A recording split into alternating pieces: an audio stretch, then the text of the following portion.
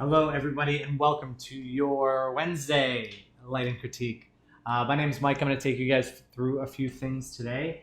Reminder, set your calendars for Tuesday. If you're participating in SIGGRAPH this year, Jasmine and I are going to be giving a presentation on lighting and the secrets of being a lighting artist. So we're very excited about that. So make sure you guys come check that out if you can. If not, no worries. We plan on representing it to our students probably a couple days after, or maybe the week after, depending on the schedule. But yeah, so just excited about that. But yeah, let's get into doing some lighting work here. Okay, so first off, we've got a bunch today, right? So we've got about, I don't know, maybe 8 different submissions. So let's get into it. Okay, so starting off here with Matt. So Matt originally had this render, and then Francesco came in and gave some notes. And one of the, you can see the biggest ones was just kind of adding some kind of glowing and haloing around here, some warmth on this wall, a little brighter on the interior, getting a little bit more light up here on these guys. So it's not quite just like a hazy thing there. And then just a little bit more haze, a little more shaping. You can see here on the barrel. Some things that were going on. So let's check out version 2. More shaping here on the barrel. That's great. Love, let's see, was it in the original? Yeah. Love the kind of glow that we're getting back here. I think you're matching that really, really, really well. There are, yeah, and overall, just like the shaping and everything's really coming together nicely. The two biggest things, or there are 3 things that I would do. Number 1, is there any way that you can kind of make the central part of these just like a touch brighter? I think that would really help out a lot, because it would just give like a bright, it would just give like the semblance of a bulb there, and I think that would make a really big difference. Number 2 is this line coming right through the, oh, that was pretty bad. This line coming right through the middle here. I'm not quite sure what's causing that, but I would eliminate that if I could. And then the third one is there's more, well, actually now there's 4 things. I would reduce the depth of field a little bit. It's looking a little bit small. And then you've got a lot of nice kind of glow happening around this window, but I want to see a little bit more. There's still a lot of hard lines in this.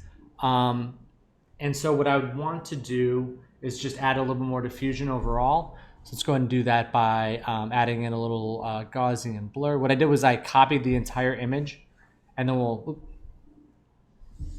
we will, yeah, this will be good. A little bit less than that. Maybe about 7 pixels. That'd be good.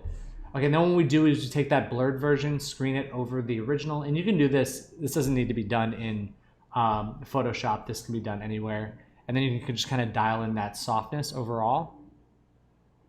And so I would really like to push it around the light source and kind of eliminate it in the shadows, just because that type of bloom more happens in, so I'm just kind of eliminating this here. So you can see that kind of extra glow will really, really help push it a little bit further. Oh, and last one, sorry. Now I'm up to like 5 or 6 notes. These specular highlights on these plants are good. I like that they exist, but they're too neutral in tone. I would like for them to be a little warmer to match the surrounding light. And you can also try and get a little bit more in there too. But overall, this is looking really great. As Francesco said, it just kind of feels like I'm there. You're doing a brilliant job of directing the viewer's eye towards the back. We could potentially go a little bit darker on this sky, so it doesn't quite pull us up that way. And I think that will help out a lot too. So yeah, so now we're gonna move on to, actually let me hop over to Forrest, just because basically I think that I don't want you to have to wait around for me to tell you, just listen to Nicholas's notes, because I think that they're great. So the note on this was basically that with the overall color, if you look at this door back here, you'll see that there's a little bit of a cyan-ish, like blue greenish light hitting this. That's actually bouncing this way and hitting the character. And so it'd be nice if we got that here. And I think that's a great note. I think everything else is looking great. I would just hit that and then say that we can probably move on from there, because I think that this one is coming together really, really well. Okay, let me jump back over to Mauro. So Mauro, same thing. This is your previous version.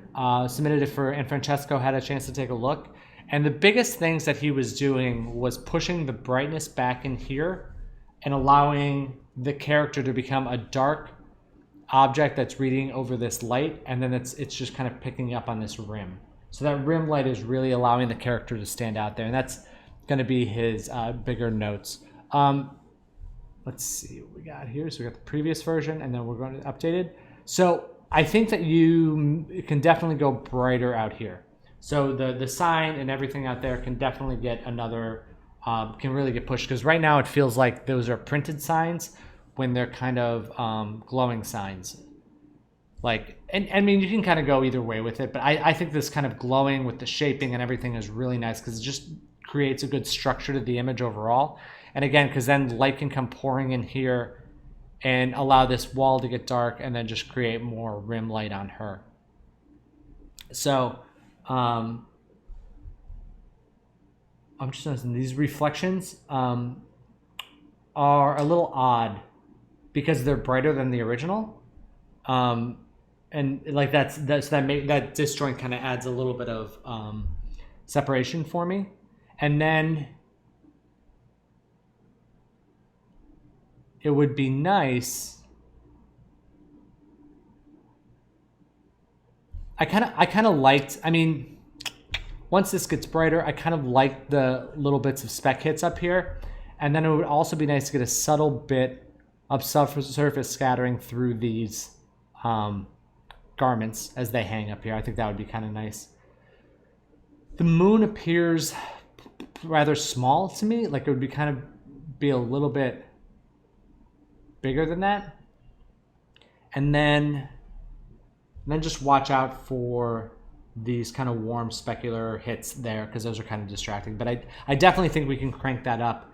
And I would go back to his painting reference. And you can see here the difference in the value of the reflection versus this is about half the value, because it's a reflection of it that gets scattered around a little bit, so it would not appear quite as much. And he actually painted out the moon there.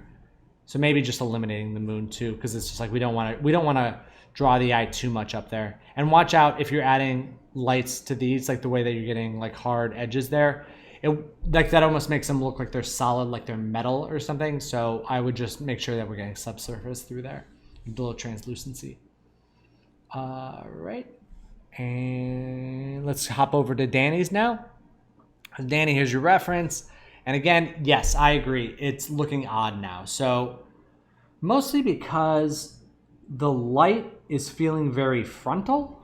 Like it's just like there's something missing. Like this as a shadow of that light, of that piece of hair, would indicate that the light is coming from in front, and then we're not seeing it here. So it's almost like because the light here is coming top down, we would want to see that, like light coming top down, shaping on the top here. I guess that's what's happening there, right?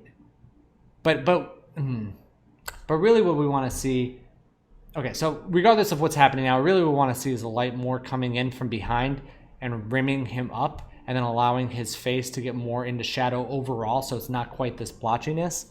And then yeah, so really it's just like the key light's kind of hitting up here and the rest of it's falling off. And then it's like top down shaping throughout the body. And then it can just be a little bit of that there. And then like not quite as much darkness down here in terms of like overall darkness. It would just be like a little bit more shaping from top down. In terms of separation from the background, I'm wondering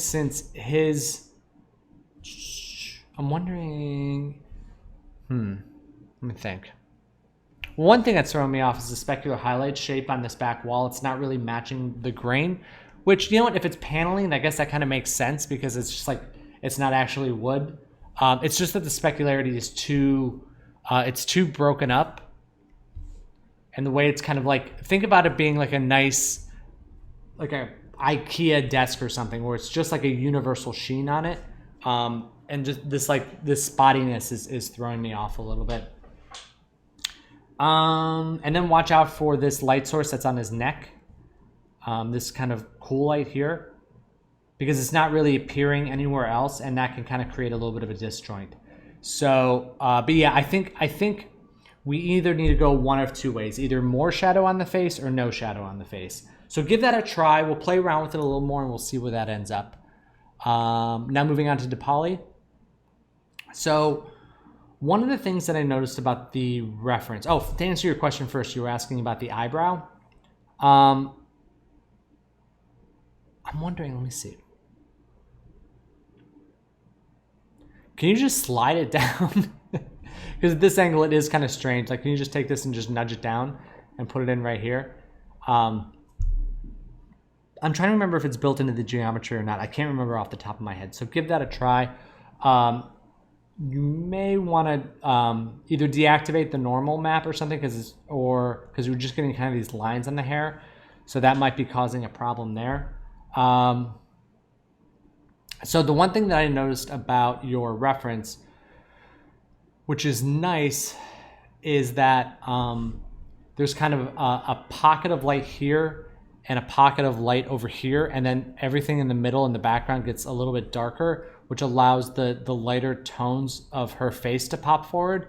And I think we could potentially do something like that by like emphasizing a little bit of brightness over here and over here, allowing this darkness, and then creating more light on the character, and especially around the back of the hair. It's like a rim light, and then allow that character to pop out a little bit forward. Now, don't go too bright with that, but just enough to create a little more shaping in the background and kind of push us in the middle into this darkness. So it's like light, dark, light with a light character over top, because this, like, let's see if there's something white in the reference. I guess like looking at how bright the yellow blanket gets would be a good one, versus how dark the white is on the on his shirt. So I think we can push this just like a little bit more to create that kind of dynamic. And then yeah, and I think you can just keep building and keep going from there. But yeah, that eyebrow's a little bizarre when you don't look at it straight on. It's because it just now looks like part of the hair. I didn't notice that before. Okay, now we got Holly. Holly, I think this is looking really good. This edge is the only thing that I would look into. It just feels soft. It feels softer than everything else. Maybe this one too. Yeah, these two edges, let's try and crisp this one here. Try and take off, if there's like an edge blur on that, just take that down a little bit, or whatever's causing that. And then I think overall then we'll probably be pretty good. Let me just play around with this here for a second. I actually didn't rehearse this at all, so this could be a huge failure. Let me just see. Just pushing it just a little bit brighter.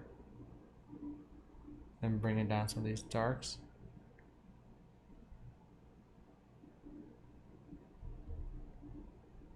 Maybe something like that to get it to pop a little more. So just bringing, like basically just increasing the contrast overall. But if you're using Nuke, it would just be a matter of bringing in a grade node and adjusting the black and white points a little bit.